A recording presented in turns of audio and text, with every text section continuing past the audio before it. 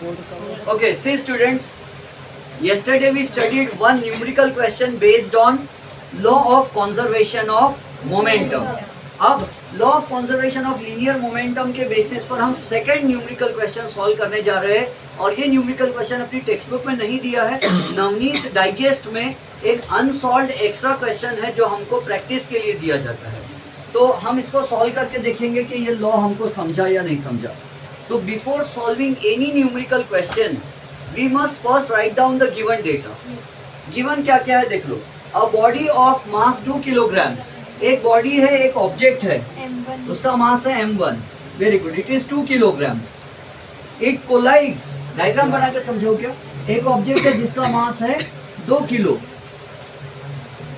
2 kilo वाली first body भाग रही है और 1 किलो वाली बॉडी से टकरा जाती है।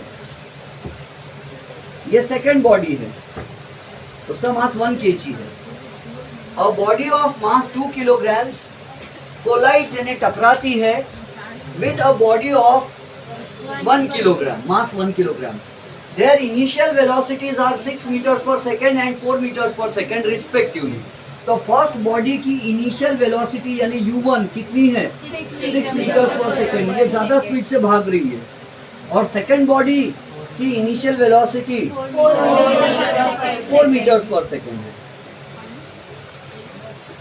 4 वाले का एरो छोटा बनाया मैंने, 6 वाले का एरो लंबा बनाया। इनिशियल वेलोसिटी कैसे बताते? u से, है ना। Initial velocity is denoted with u। So this is the mass of first object and mass of first object is m1, mass of second object is m2। So mass of first object is 2 kilograms and mass of second object is 1 kilogram. First object is moving with an initial velocity of 6 meters per second and the second object is moving with the initial velocity of 4 meters per second. Which object is moving faster? The first one. So it will, and the second object is moving with less velocity.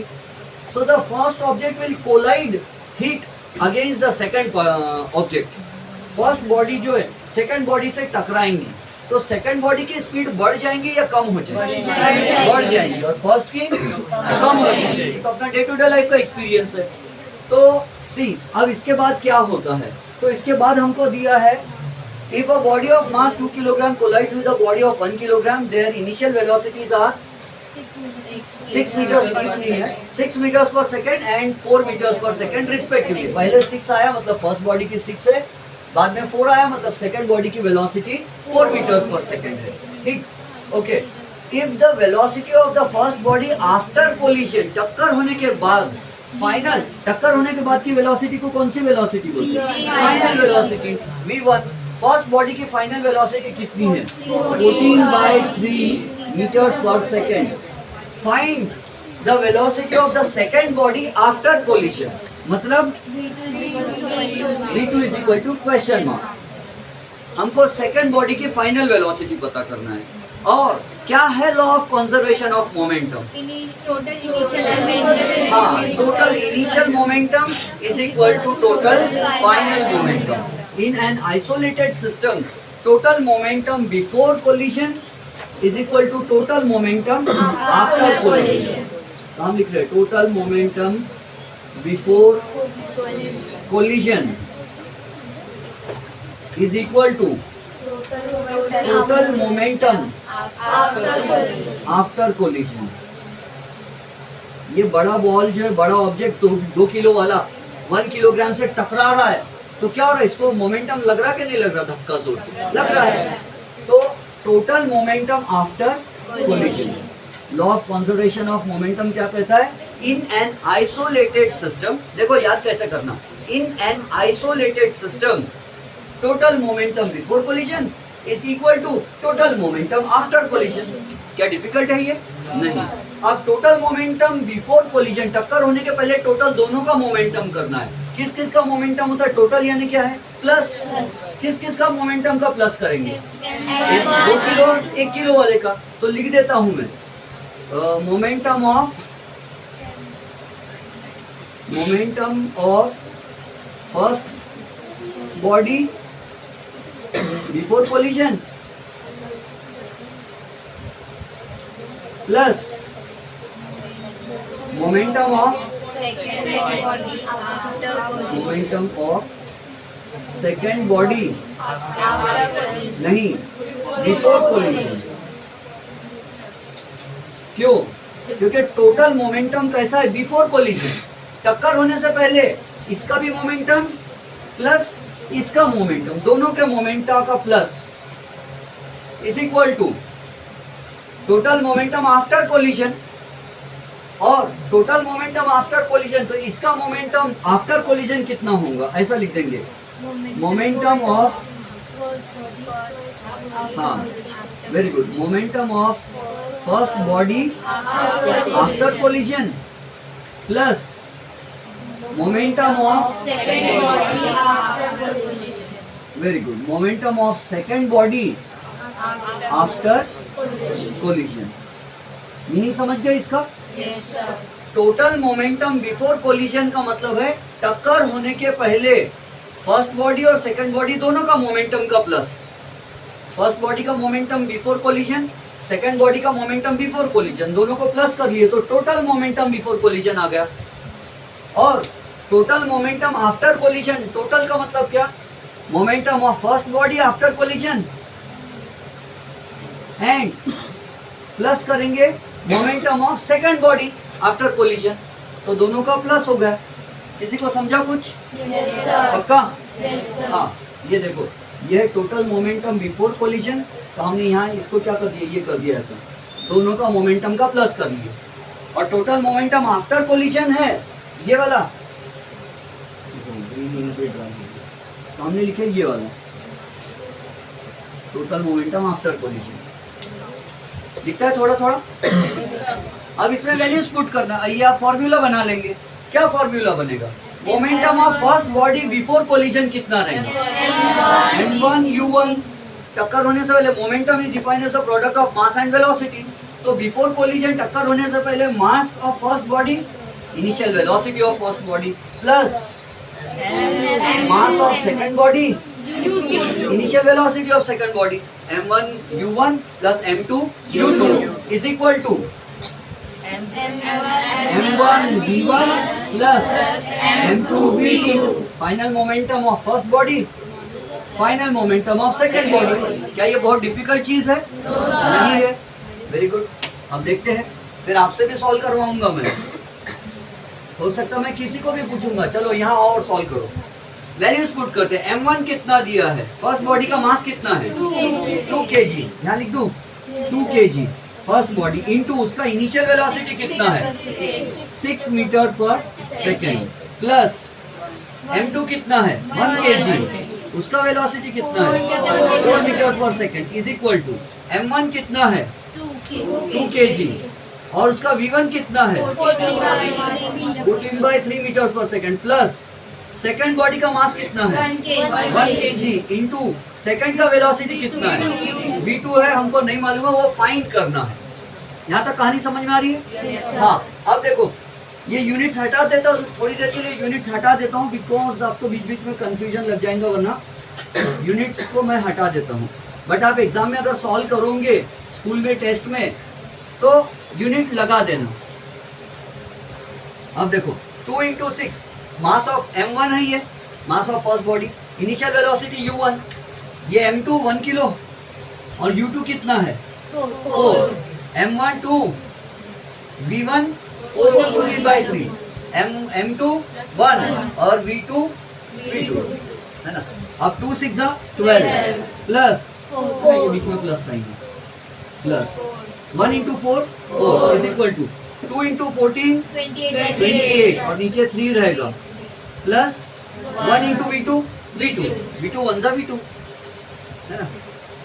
12 + 4 16 is equal to 28/3 plus v2। ओ, अब आ गया कठिन maths है ना। अब क्या करेंगे? क्वेश्चन मिटा देता हूँ, जगह बनेंगी हमारे लिए। क्वेश्चन को मिटाने से जगह बन जाएंगे सॉल्व करने के लिए। हाँ, अब who would like to solve it further? ये 28/3 डिवाइड में जाएगा या माइनस में जाएगा? माइनस में जाएगा, डिवाइड में नहीं जाएगा। कितने लोग बोलते हैं माइनस में जाएगा? इतने सारे लोग बोल रहे हैं। ठीक है, फिर माइनस में जाएगा। तो हम क्या लिखेंगे? नहीं, अभी यहाँ आके मत सॉल्व करो, पहले मैं ही सॉल्व कर लेता हूँ। तो 16 यहाँ क्या साइन है? V2 के साथ इसका क्या रिलेशन है? प्लस। तो इधर आएगा तो क्या हो जाएगा? माइनस, है ना, डिवाइड में नहीं जाएगा, माइनस में। तो 16 minus 28 upon 3 is equal to V2। अब इसको कैसा सॉल्व करते हैं? आप लोग को आता होगा ना मैथ्स में? 16 वेरी गुड, यस। सामिया, हाँ सामिया को आता है, बाकी लोग को आता है क्या? कितने लोग को आता है ये? सानिया को भी आता है, फवाज को भी आता है, हाँ शोएब को भी आता है, एंड ठीक है बहुत सारे लोग को आता है। फिर महक को भी आता है, और जाने दो, सबके नाम लूंगा तो बहुत टाइम हो जाएंगे। तो यहाँ पर हम क्या लगा देंगे? सबका मालिक एक, कुछ नहीं है मतलब 1 है। और हम क्रॉस मल्टीप्लिकेशन कर सकते हैं, है ना?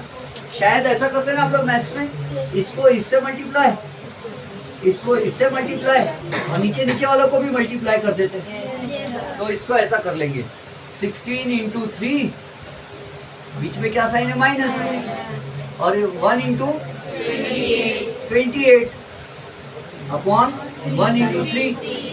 आप इतना एक एक स्टेप मत सॉल्व करना, ये आपको समझाने के लिए मैं लिख रहा हूँ एक एक स्टेप, ये इंटू ये इंटू ये। आप डायरेक्ट लिख देना 48। तो अब इसके बाद क्या होगा? तो इसके बाद होगा 48 minus 28 upon 3 is equal to V2। तो V2 will be 48 minus 28 bye 3। तो V2, अब चाहे तो हम 20/3 ही रख सकते, क्योंकि इन्होंने final velocity of first object 14/3 दी है और सेकंड ऑब्जेक्ट की वेलोसिटी 20/3 आ रही। या अगर हमको सॉल्व करना है तो हमको डिवाइड करना भी आता है, हमने पढ़े थे first standard, second standard, third, fourth, fifth में। फर्स्ट में तो नहीं पढ़े होंगे। तो क्या आ जाएगा ये 6 पॉइंट समथिंग समथिंग समथिंग। तो नहीं लिखते, क्या लिखूं? नहीं लिखते, मीटर पर सेकंड। अच्छा बताओ, V2 ज्यादा है या V1 ज्यादा है? V1 क्या है? 14/3। और V1 क्या है? 14/3। और V2 क्या है? 20/3। तो V2 ज्यादा है, मतलब ये सेकंड ऑब्जेक्ट की वेलोसिटी बढ़ जाएगी, है ना? और फर्स्ट ऑब्जेक्ट की वेलोसिटी 14/3 होगी। सॉल्व करें तो अगर 14/3 को कितना आता होगा? 3 4 12, 2 पॉइंट लगा देंगे 20, 3 6 18। अब ये चलता रहेगा। क्या बोलते हैं आप? नॉन रिकरिंग, नॉन टर्मिनेटिंग, क्या ऐसा कुछ तो भी बाहर लगा देते, ऐसा है ना मैथ्स में कुछ तो भी। तो 4.6। तो इसका इनिशियल वेलोसिटी कितना, इनिशियल वेलोसिटी कितना था बड़े वाले का? 6 था, और टक्कर होने के बाद 14/3 हो गया, मतलब कितना हो गया? 4.6। तो 6 वाला कम होकर 4.6 हो गया, कम हो गया। और ये छोटा वाला इनिशियल कितना था? 4, और अब कितना हो गया? 20/3। 20/3 यानी 6 पॉइंट, है ना, 6.6666 यानी 6.7। तो ये जो 4 था वो 6 पॉइंट समथिंग हो गया, और जो 6 था वो 4 पॉइंट समथिंग हो गया, कम हो गया।